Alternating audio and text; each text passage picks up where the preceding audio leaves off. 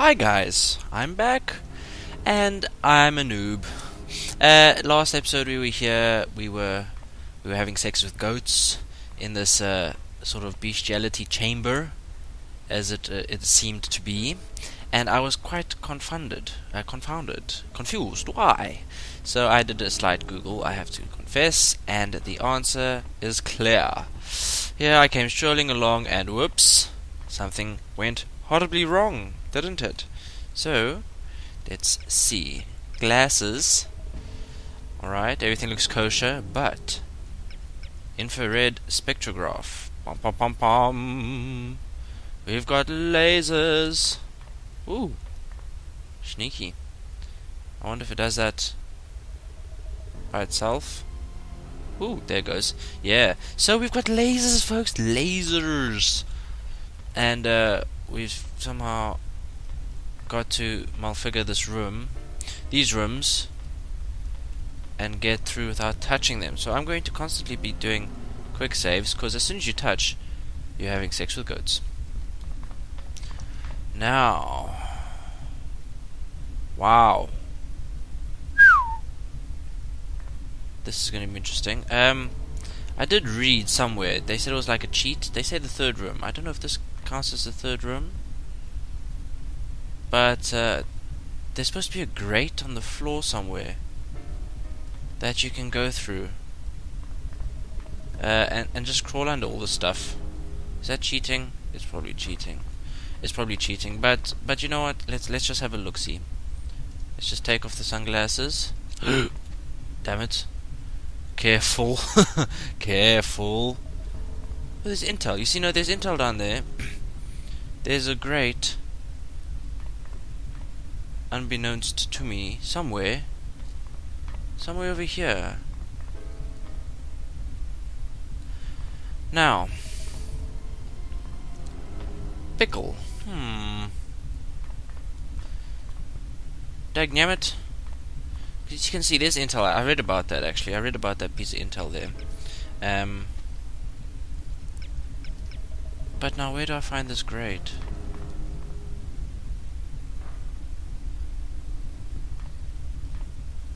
Da-di-da. La-di-da. The other room is not completely impossible. To be fair, I read that someone had done it after about 20 attempts, and I don't know if I have the heart to make you guys sit through 20 attempts of me trying to do that. But, okay, you know what? Let's just give it... Oh, I got turned around there. Let's just give it a go. Let's go number 6.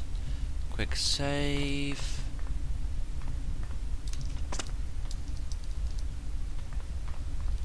Oh, that wasn't too hard. Oh, this is the grate. This is the impossible room. Wow. Wow, not a chance in hell. I can't believe someone actually got through this. Holy kashmoozles. Would you look at that? No, thank you. I will take my chances down here. Let's go get that letter. See what it says. Who the hell's dropping off post? Oh, for...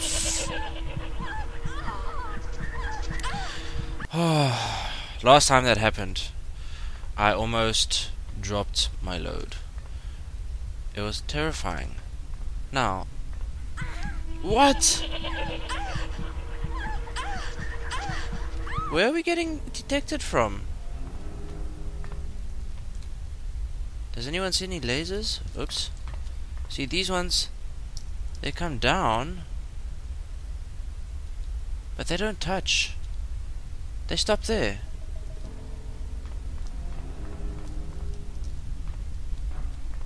Maybe maybe it's sensitive. I don't know. Whatevs. There's the letter. There we go. Okay, intel.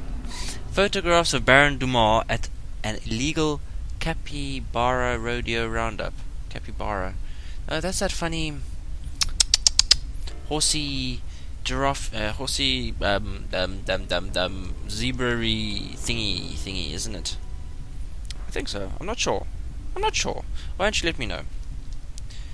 Drop me a line. and it would be interesting to know. Capybara. Okay, so... Whoa! Almost got my head chopped off there. Off we go. No goats. Oh, for Funkelvers. Okay. So, let's just come right in the middle. Wow, this is now impossible.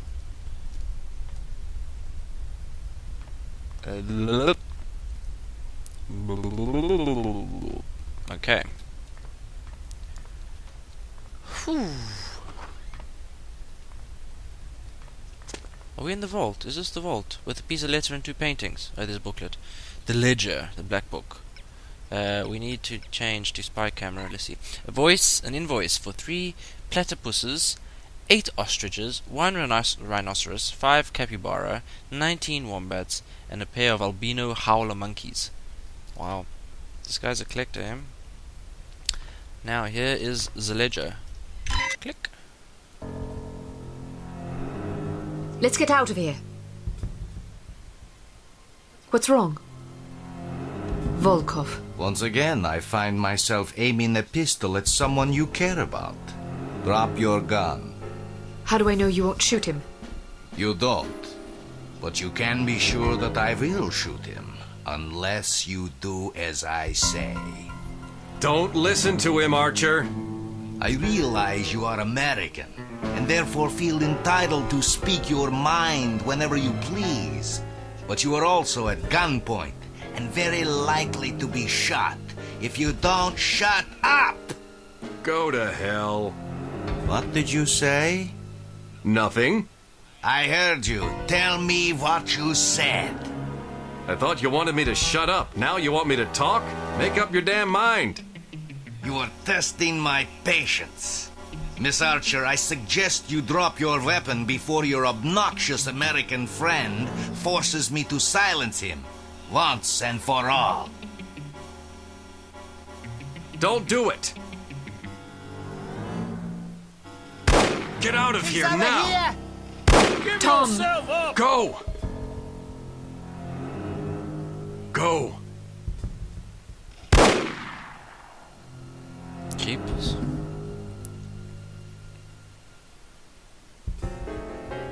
After her!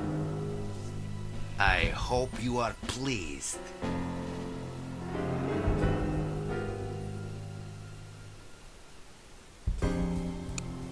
Wow. So ruggedly handsome put his life on the line for us. Took a couple bullets, let us get away. What a nice guy. Shame I judged him initially in the bar. Oh well. Crack the safe, bloody blah, bloody blah. Spy, rank spy. Oh, that's not too bad. Anything interesting? 26 out of 34 intelligence items. We have earned a stealth bonus. Oh yeah. A bittersweet success, to be sure, but a success nonetheless.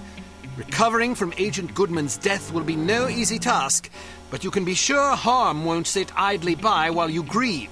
The information you recovered from the headquarters of Dumas Industrial Enterprises may prove to be the break you've needed. Report to the war room for a full briefing. Report to advanced field tactics. Well, that's one done. Go. Tom! Get out of here now.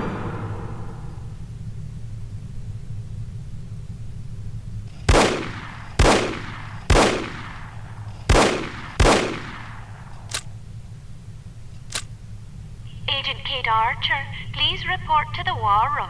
Thank you.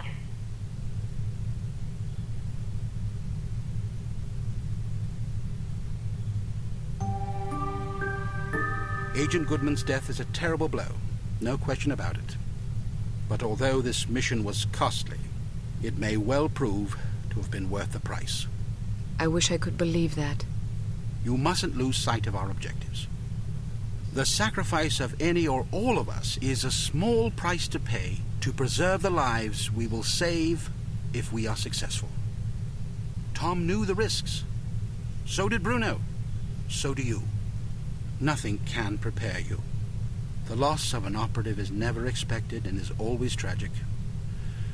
But as horrible as it sounds, it's also inevitable. It's a dangerous job. Perhaps Mr. Smith is right. Perhaps I'm not up to the task. Rubbish. You've performed remarkably well under extraordinarily difficult circumstances. I confess I was somewhat skeptical at first, but that was before I grasped the magnitude of the situation. In my entire tenure as a field operative, I never once faced a crisis this formidable, and certainly can't say I would have done so with the aplomb and competence you've demonstrated thus far. I didn't realize you were a field operative. Indeed, for 14 years. After the war, I found I was having a hard time adjusting to civilian life. Fortunately, an old acquaintance of mine was recruiting for Unity and happened to ring me one afternoon. I've never looked back. Sort of difficult to imagine, isn't it?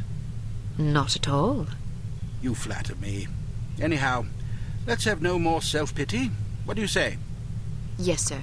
So before you served on the committee, you and Bruno were colleagues. And friends.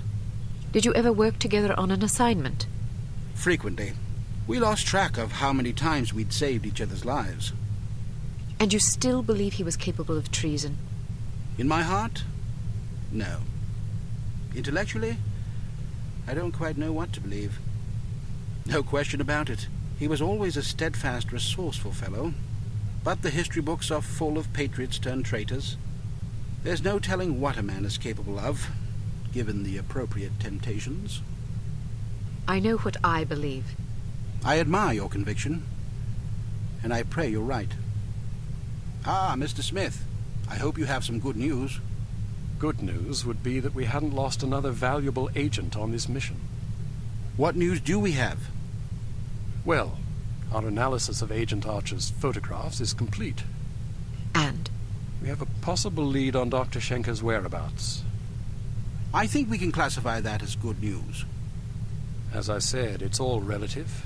This harm situation isn't the only crisis in the world, and we're fast running out of competent field agents. Then suppose you get to the point and tell us what we know about Dr. Schenker so we can go fetch him. It's somewhat speculative at this point, but it's possible that Harm is keeping him at a secret underground research facility in North America. We don't know the exact location of this facility, but thanks to the files Archer photographed, we know it exists, apparently in the vicinity of a lumberyard in western Washington state. It seems the site is being supplied by an American Railways passenger train. Records and research has dug up evidence of various trains making unscheduled stops in the area over the past 3 weeks. At regular intervals? Indeed. Probably to drop off supplies and personnel. We're certain that at least one American Railways engineer is on the Harm payroll, although several individuals may be involved. We're looking into it. What's my assignment? Phase 1 will be to apprehend the engineer or engineers in question so that we can interrogate them. Once you're aboard the train... How exactly am I to get aboard? We'll smuggle you into the galley car. Lovely.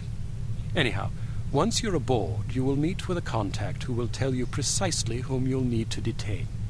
It is safe to presume that other Harm personnel will be aboard the train, so subtlety is advisable. Needless to say, seizing the conspirators will prevent the train from making its stop, so you'll have to be sure to detrain at the appropriate time. Well, after falling out of an airplane, I suppose jumping off a moving train can't be that bad. That won't be necessary. Once your objectives are complete, you must head for the caboose and detach it when you're near the lumberyard. We'll have an agent in place to switch the track and reroute you to an unused depot behind the lumberyard. This area is not likely to be heavily guarded, so you shouldn't have much difficulty getting through. If all goes according to plan, you will rendezvous with another undercover agent who will, we hope, have information that should help you locate the underground base. Then I grab Dr. Schenker and get the hell out. Precisely. We'll have a helicopter nearby awaiting your signal. Your flight departs in 1 hour, so if you need to stop by the toy shop, now's the time. Understood. Thank you for putting things in perspective for me, sir. I promise you I will do everything in my power to destroy Harm. Archer? Sir? Don't let anger cloud your judgment. Revenge is an understandable impulse, but it is also a contemptible one. Our job is not to avenge, but to protect. I can't just shut off my feelings like a tap. No, but you can bridle them and use them to fuel your resolve. Destroy harm, but do it to save innocent lives, not to retaliate for those already lost. The moment you give in to wrath, you become as reprehensible as the monsters we're hunting.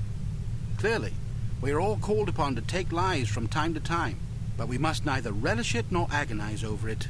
It is a duty, plain and simple. Not a pleasant one, but often a necessary one. I'll do my best, sir. I have absolute confidence that you will. There was one more thing, although I'm not sure how important it is. According to one of the documents Archer photographed, it seems the Baron's wife changed her surname some time ago. Really? So her maiden name isn't McLean? It's Farnsworth. Felicity Farnsworth? Are you quite sure? Positive. Do you know of her? Aye, that I do. When she was 8 years old, her father, a wealthy banker, was involved in a nasty public scandal involving unmentionable acts with a 12-year-old boy. How dreadful. Mr. Farnsworth committed suicide shortly thereafter. Felicity and her mother, by all accounts a vapid socialite, were ruthlessly ostracized by their peers. Guilt by association, presumably.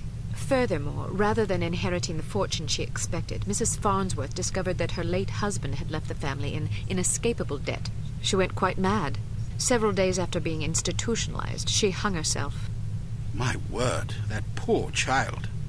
Felicity fell into the custody of an elderly aunt whose lifestyle was apparently rather more severe than she was accustomed to. About a year later, the aunt took a fatal tumble down the stairs. Foul play? No mention was ever made. What happened to the girl? She ended up with a foster family where she remained until she was 14. One night she went out her bedroom window and was never seen again. Or at least no one recognized her. Astonishing. Where did you learn so much about her? I studied her. Come again? I believe I first read about her in a gossip column. I was intrigued by the similarities in our background, so I dug deeper. What similarities? Well, we both came from wealthy families. We were both orphaned at a relatively early age. Our fathers both killed themselves, although for very different reasons. We were both plunged into undesirable circumstances and resorted to rather desperate measures to survive. I found it quite uncanny at the time, although in retrospect I think we had less in common than I once believed. Adversity is the truest test of character. The strong are strengthened by it, the weak made weaker. It sounds like this Baroness didn't have the wherewithal to cope with her misfortunes. It's a common trend among terrorists and bullies that they imagine themselves persecuted by fate and therefore feel justified in harming others. You're frothing. Sorry, I get carried away. She's involved somehow. The Baroness? Upon what unimpeachable evidence are you basing that supposition? I just have a feeling. Ah, then the case is as good as closed. I don't expect you to believe me, but I'll count on you to say something smug if I'm right. It's virtually guaranteed. I'm not smug. Acerbic, perhaps, maybe even sardonic, but not smug. Okay, sure. Whatever you need to tell yourself. I have to agree with her, Smith. Don't either of you have work to do? Aye, sir. Off I go. Good luck.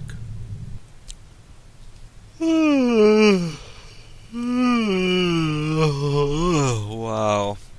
That was like a movie. Ah, had a small nap there in between. That was a long cutscene. I didn't quite pay, I sort of lost focus when they were saying what the next mission is. Something about trains and jumping. I heard a bit about fondling of little boys. Poor form. The banker, nonetheless, should have been a priest. But anyway, basically, let's get through this training, and then we'll end the episode there.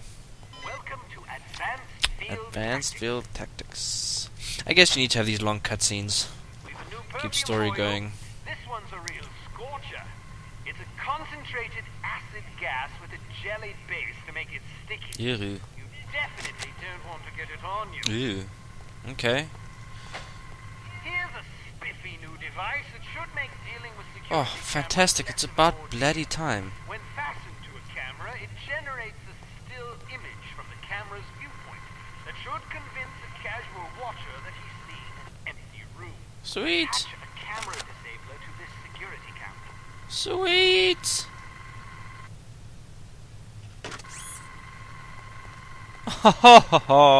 Oh, but I can only cover one, I think. Why? Why did it give me freaking perfume just to take it away? I didn't even get to use it. Test out its new scent. Anyway, sweetness. Excellent.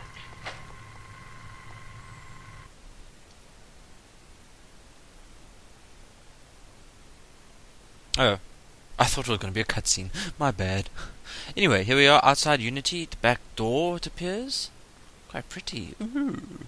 And look, we're going to go for Riding a ride. motorcycle is easier than you might suspect. Oh, it's still training. Get on, simply walk up and activate it. Hit activate again to dismount. Hit the forward key to accelerate, backward to brake, and the left and right turn or sidestep keys to steer. You can also steer with the mouse if you prefer. You will decelerate automatically if you release the forward key. Okay. Traction will generally be better on harder surfaces. Although you cannot use weapons while riding a motorcycle, you're Oops. not completely vulnerable. Ramming an enemy at Oh, speed yeah. is an effective way to clear a Ooh. path.